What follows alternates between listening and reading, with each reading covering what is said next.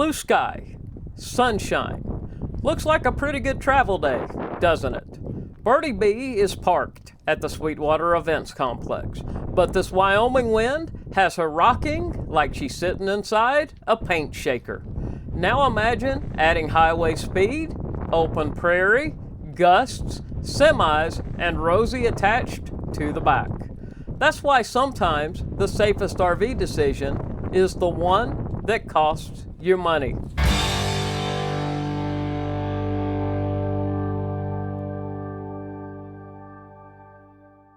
Welcome back to the Wandering Gypsy RV Life Podcast. I'm your host, Stan Cromlish, author of the Rolling Smooth RV book series, coming to you from somewhere out on the open road with my trusty travel companions, Bertie Bea and Rosie. This podcast is about the RV lifestyle as it really happens. The miles, the lessons, the occasional breakdowns, and the stories that make this life worth living. So grab a cup of coffee, settle in, and let's talk a little RV life. I thought about recording this one outside, but the Wyoming wind still has opinions. So today, we're inside Bertie Bea. The recliner is deployed. The slides are back out. And we're going to talk about wind, money, safety, and one of those RV decisions that feels wrong in the wallet before it feels right in your bones. Because this week, Bertie Bea has been parked at the Sweetwater Events Complex in Rock Springs, Wyoming. And the wind was not just blowing, it was making a point. At one point, I had a 37 mile per hour headwind while sitting still, not driving, not rolling down I-80, not trying to keep a 24,000 pound Class A motorhome in one lane with Rosie hooked to the back, sitting still. And Bertie Bea was still rocking. The kind of rocking where you sit there and think, well, this is either an RV or a paint shaker with cabinets. And later, when the gusts reached over 45 miles per hour, I decided to pull the slides in. Now, if you've never spent the night in a motorhome with the slides pulled in, let me explain it this way. Bertie Bea is usually a comfortable home on wheels. 4 slides, room to move, residential fridge, washer and dryer, space to live like a civilized human being. But with the slides pulled in, I felt like I slept in a shoebox. King bed length reduced by a foot, and my feet kept hitting the closet. A very expensive, very well-equipped shoebox, but a shoebox nonetheless. I told management, aka Mom, that I felt like the wind was trying to evict Bertie Bea from Sweetwater County. And honestly, I may have only been half joking. The reason I pulled the slides in was not that I was bored and needed a campground puzzle. It was because the slide toppers were billowing like Bertie Bea was getting ready to set sail or be cleared by air traffic control for takeoff. The wind was quartering into the coach. One side was getting hammered. The other side was still getting enough wind under the toppers to make them dance. And when you see fabric pulling, snapping, lifting, and slapping against the coach, that is not entertainment. That's information. Those toppers were telling me something. The coach was telling me something. The wind was making me question all of my life choices. The wind in Wyoming kicks the door open like the FBI looking for a fugitive and starts rearranging your patio store. And that brings me to the bigger story. I was supposed to leave Rock Springs on Tuesday and drive about 125 miles to Coalville, Utah. I had a campground reservation. It was already paid for. It was non-refundable, and by staying put, I lost $308. That's not pocket change. That's fuel money. That's campground money. That's maintenance money. That is a real number. But that number had to be weighed against something bigger. Safety. Not convenience, not pride, not the schedule, not the reservation. Safety. And this is where RV life can get a little tricky, because money has a way of whispering bad advice. Money says, you already paid for it. You should go anyway. It's only 125 miles. You shouldn't waste that reservation. But here's the thing. That $308, it was already gone, out the window. The only decision left was whether to add risk on top of that loss. That is the trap. Once the reservation became non-refundable, the money was no longer the deciding factor. The money had already left the campground, tipped its hat, and wandered off into the Wyoming wind. The real question became, am I going to make an unsafe decision just because I do not like the cost of the safe one? For me, the answer was no. And it needs to be no more often than some of us want to admit. Because driving an RV in the wind is not the same thing as driving a pickup in the wind. Bertie Bea is a 24,000-pound Class A motorhome. She has height. She has broad sides. She has a tow car behind her. She has systems, slides, compartments, roof equipment, and a whole lot of surface area for the wind to grab.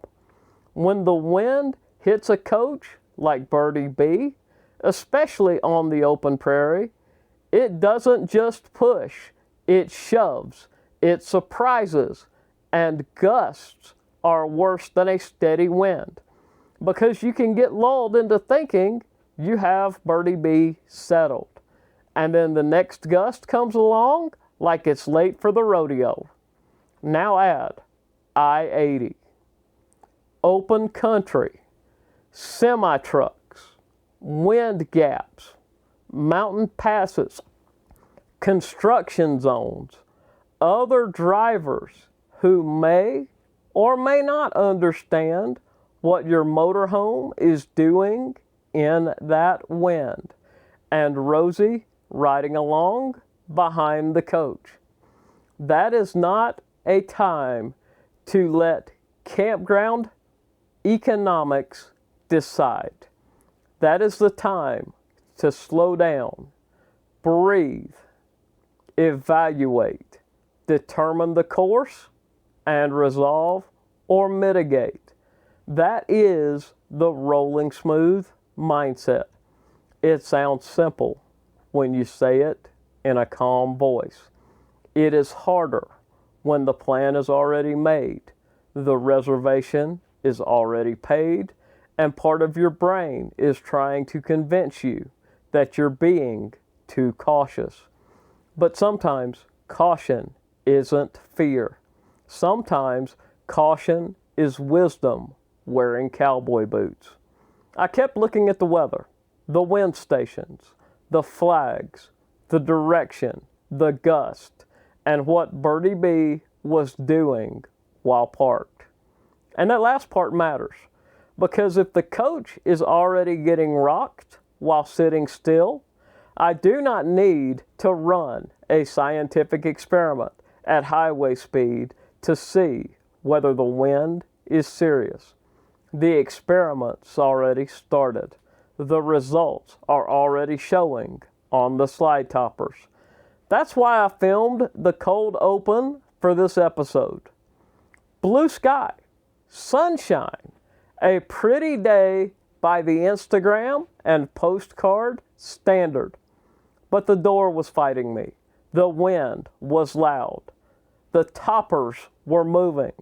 The campsite gear was getting slapped around. And Bertie Bea was sitting there in the open, taking it. That is the exact kind of day that can fool people. A storm looks like danger. Dark clouds look like a warning. Lightning gets your attention. But a blue sky wind day is sneaky. It looks like a travel day until you check the conditions that matter to an RV. And that's one of the lessons from this week. Do not judge an RV travel day by how pretty it looks. Judge it by what it will do to your rig. I want to say that again because it matters. Do not judge an RV travel day by how pretty it looks. Judge it by what it will do to your rig. Now, I cannot talk about Wyoming wind without thinking about Baxter Black's poem that I've read several times. Why do all the trees lean in Wyoming? This copyrighted poem starts, he said, the wind never blows in Wyoming. I said, mister, where are you from? It'll take the top off a big RC or peel an unripened plum. And it ends like this. Let's say the wind never blows in Wyoming under 85 miles an hour.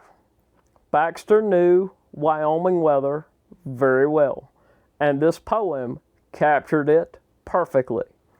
After this week, I understand exactly why all the trees in Wyoming lean. They're not leaning because they're tired. They're leaning because the wind has been holding a committee meeting for the last 100 years, and nobody has been able to adjourn it. But joking aside, that little bit of cowboy poetry captures the same thing every RVer eventually learns. Some places have weather that's part of the landscape. In Wyoming, the wind is not an occasional guest. It has mail delivered here. And when you travel by RV, you must respect that. Respect doesn't mean panic. Respect doesn't mean every gust sends you running for the nearest campground. Respect means you pay attention. You check the forecast. You look at sustained winds and gusts. You check wind direction, not just wind speed. A 30 mile per hour tailwind, headwind, or crosswind can create very different problems. You think about your route. You think about your rig. You think about your experience level. You think about what happens if the wind gets worse after you're already committed. You think about where you can pull off. You think about whether you're rested enough to manage a hard driving day. And you think about whether the trip actually has to happen today. That last one is the one we do not always want to ask. Does this trip have to happen today? Sometimes the answer is yes. Life does not always hand us perfect conditions and flexible schedules. But a lot of time, especially in the RV life, the answer is no. The reservation may say today. The plan may say today. The route may say today. But safety is allowed to overrule the itinerary. This week, safety overruled mine. I stayed in Rock Springs. I stayed at the Sweetwater Events Complex. I took the $308 hit. And then the wind validated that decision. The coach rocked. The gusts climbed. The toppers billowed. The sewer hose supports got pushed around. The slides came in, and I slept in a shoebox. Was it comfortable? Not exactly. Was it spacious? No. Was it the right decision? 100%. Because there was no repair bill from torn slide toppers.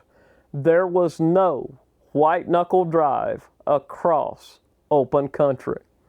There was no fighting gusts with a tow car behind me. There was no I should have known better moment on the side of the interstate. And that is the return on the safety investment. We like to think of return in dollars. Spend this, save that, buy this, avoid that. But sometimes the return is what did not happen.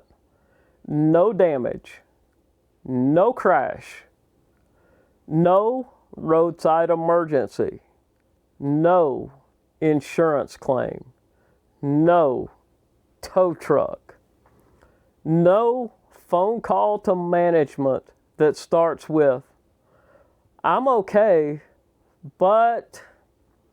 That is the return. It's harder to measure because the best safety decisions often look boring from the outside. You stayed put. You pulled the slides in. You changed the plan. You lost a campground fee. Nothing dramatic happened because you broke the accident change. And that is the whole point.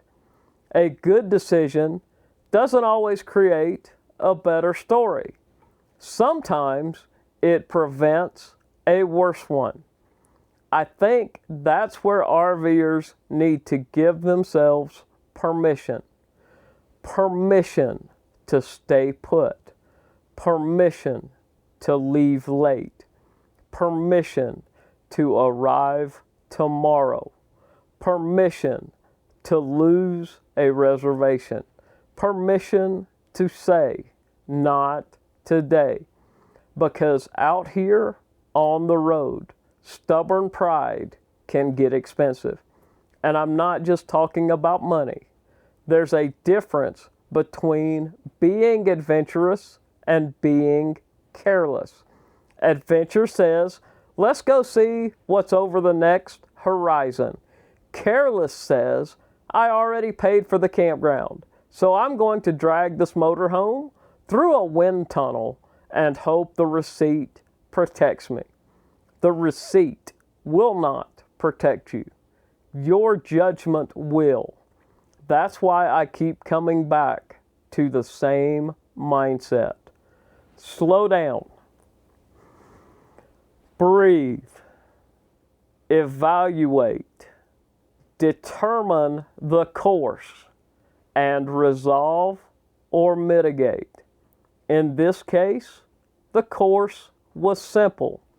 Stay put, button up, pull the slides in when the toppers started billowing. Accept the shoebox night. Protect the rig. Protect Rosie. Protect myself. Protect the people around me. And remember that a safe RV decision is not a wasted day. It is part of the journey. Sometimes rolling smooth means rolling down the highway. Sometimes rolling smooth means turning the key off, watching the flags, listening to the wind, and saying, "Bertie Bea, we're not doing this today." So yes, Wyoming got a vote this week, and I listened. The reservation cost me $308.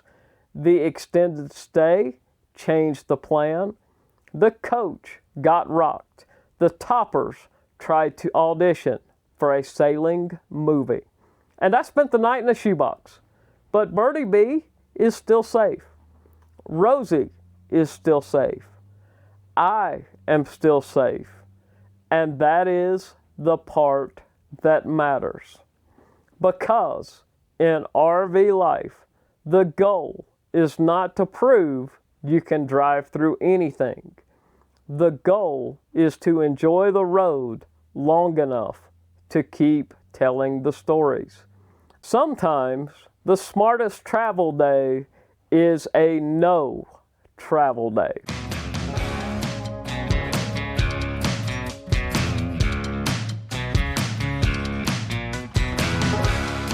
Thank you for riding along with me today for this episode of the Wandering Gypsy RV Life Podcast.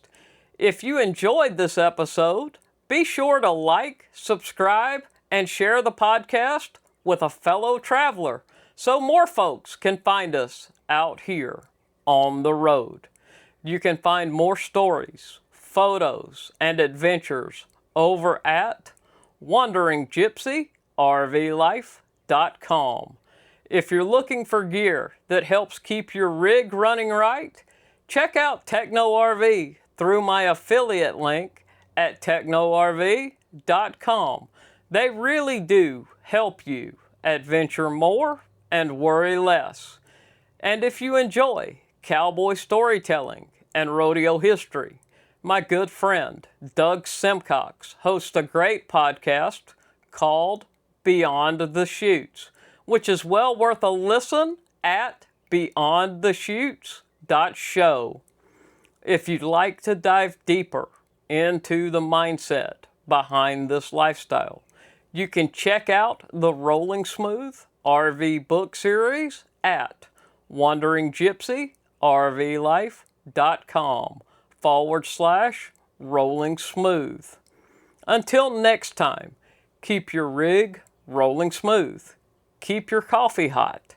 And remember, sometimes the best repair isn't just the one that fixes your RV. It's the one that quiets your mind. Safe travels, my friends. And remember, not all who wander are lost.